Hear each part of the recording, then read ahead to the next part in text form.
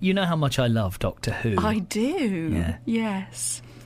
With almost every bone in my body. A postman from Exeter has used his lifelong passion for Doctor Who as the inspiration for a great new book. It's called You and Who.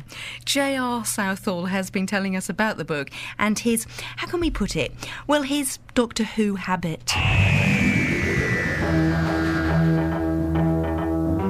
It's about how people came to become fans of the show. So it's a series of anecdotes, short stories, just telling how people discovered the programme in the first place, to be honest. Is there a certain type of person? I mean, are there patterns in the way that people come to have Doctor Who as part of their lives? Do you know what? I honestly don't think there is.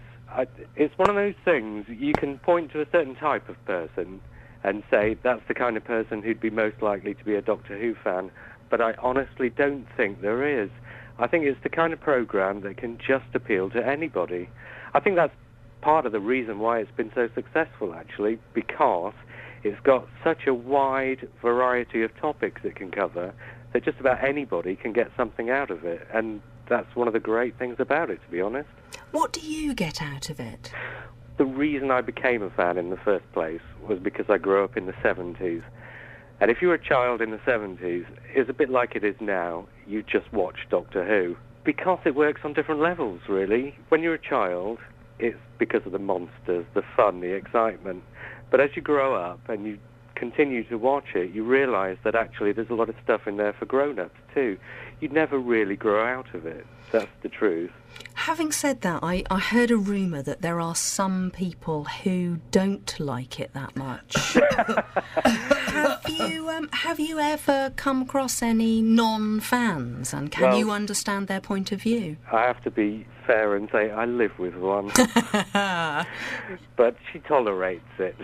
And why do you think those people are so anti it? If it can appeal to so many people, why are those who resist it so fervently resistant to it? Well, it could be just because they're into more specific things.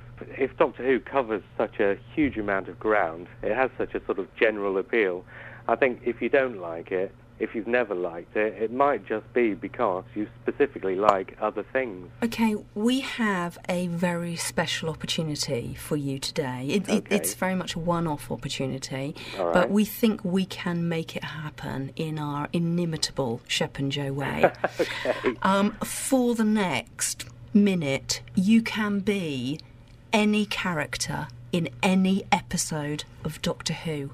Who are you going to be? One of my favourite characters when I was growing up was the character called Harry Sullivan, who travelled with the Fourth Doctor, Tom Baker, for about a year. He was quite posh and quite well-meaning, but at the same time not terribly bright. Exactly the kind of character that Tom Baker as an actor would bounce off brilliantly. Whenever there was a scene with those two in it, it was so much fun. Get you out of this thing. Open that bottle and you'll be blown to kingdom come. You mean it's booby-trapped? Were you trying to undo this? Well, naturally. Harry Sullivan is an imbecile! J.R. Southall's book is called You and Who. It's available from Hearst Publishing. All profits will go to BBC Children in Need. Thank you for that, J.R. Southall.